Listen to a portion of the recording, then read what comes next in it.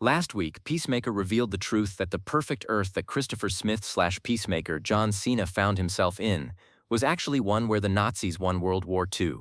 Peacemaker Season 2 Episode 7, Like a Keith in the Night, picks up that ball and runs with it.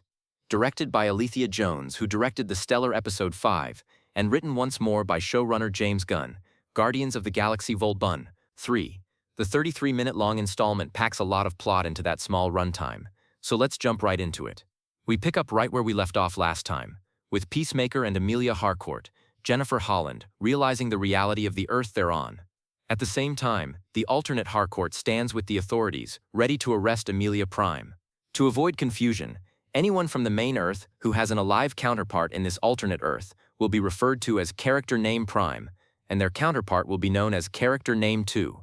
Harcourt Prime questions how Chris wouldn't know this is a Nazi Earth, as in a hilarious sight gag. It's revealed that there are copies of Mein Kampf everywhere, and a giant mural of Adolf Hitler in the office. Peacemaker Season 2 Episode 7 continues with silliness and violence for good measure.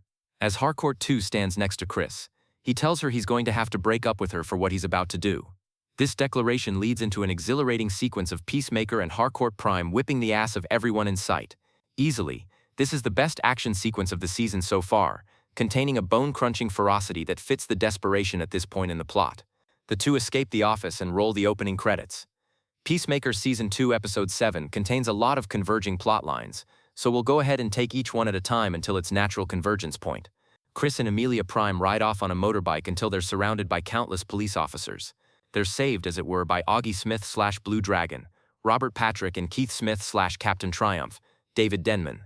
Saying a variation of the "come with me if you want to live" line from the franchise that made Robert Patrick famous, The Terminator. Chris and Amelia Prime abide. Back at the Smith mansion where John Economos' Steve Agee is still tied up, Augie calmly but sternly tries to stress that they need to go back to their world, while Keith looks about ready to kill Chris Prime. Meanwhile, the two vigilantes, Freddie Stroma, continue to bond, where Vigilante 2 explains that it's his main mission in the Sons of Liberty to fight injustice carried out by the Nazis. They agree that they need to go save Chris. Peacemaker Season 2 Episode 7 jumps back over to where we left Leota Adebayo, Danielle Brooks, running from a crowd of angry white people. As she goes into a swimming pool as a means of escape, she's pulled out by none other than Rip Jagger/Judo Master, who electrocutes a whole mess of Nazis left in the pool using exposed wires. Rip takes Adebayo to an abandoned house where he explains what's going on in this universe. He clarifies that all people of color are put into work camps in this world, or worse. Over a game of Scrabble, the alternate universe version of Scrabble, Judo Master questions why this would be a perfect world for Chris Prime. Adebayo, ever the loyal friend, suggests that Chris is an airhead who probably didn't even notice the Nazi stuff. An astute observation, sure, but it does kind of kneecap the potential drama of the 11th Street kids being angry at Chris for his choice. Like the vigilantes, they agree they need to go find Chris. Peacemaker Season 2 Episode 7 is moving quickly to either the final episode or setting up a new crossover. Adebayo and Judo Master show up at the mansion, only for the Smith family and all others present to be shocked by their appearance. Suddenly, a knock comes at the door. The knock comes from none other than an alternate officer, Larry Fitzgibbon, Lachlan Munro, a character who died in Season 1. He asks to come in and take a look, which Augie refuses without a warrant. Back inside the house, Augie questions why Keith was chasing Adebayo with a mob. Confused as to why Keith is being admonished when this is apparently the norm here, Augie clarifies that he's not a Nazi. He's merely trying to be a good man who does what he can in a messed up world, questioning if their world is any better. This moment in Peacemaker Season 2 Episode 7 doesn't quite land for me, if only because James Gunn doesn't seem to paint Augie as the cowardly centrist he really is. Instead, the series seems to ask us to take Augie at face value. Either way, Augie is about to let the 11th Street kids go back home, until the vigilantes jump through the window and stab Augie to death in the neck.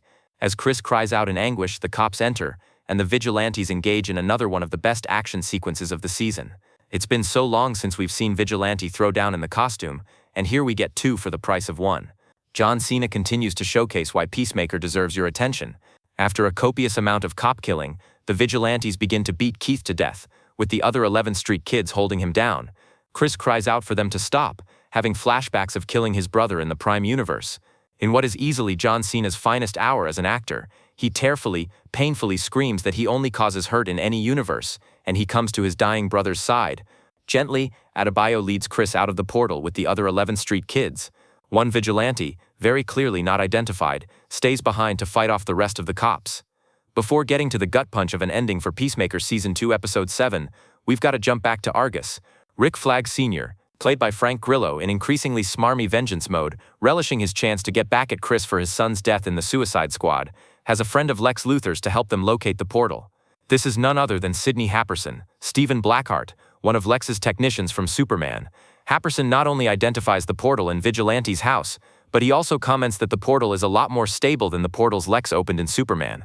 Not only is this an interesting connective tissue to that movie that feels organic, but it's a larger world building for the DC Studios universe.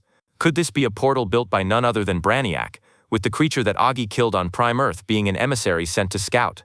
This could either be set up for a future film, like the upcoming Man of Tomorrow, or it could be a lead-in to a jam-packed season finale. Peacemaker Season 2 Episode 7 ends with crushing reality, and that's what makes it good. The whole Argus team rolls up to Vigilante's house, where the 11th Street kids are waiting outside. Judo Master goes over to the side of Argus. Here, Chris makes the ultimate sacrifice, saying that his friends were the ones to bring him to justice and that he acted alone. He gives up the portal, and the rest of the 11th Street kids are able to go free. Chris is taken into custody, dejected. Wow. Just wow. Peacemaker Season 2 Episode 7 is absolute dynamite, a crushing dose of reality and tragedy to Chris's misguided attempt to find a better world. The action is top-notch. The implications for the finale and the wider DC universe are astonishing, and John Cena pours more of himself into the role than ever before. If it weren't for the odd handling of Augie Smith's ideology, this would be the best episode of the season, perhaps even the series, and I can't wait to see how it all wraps up next week.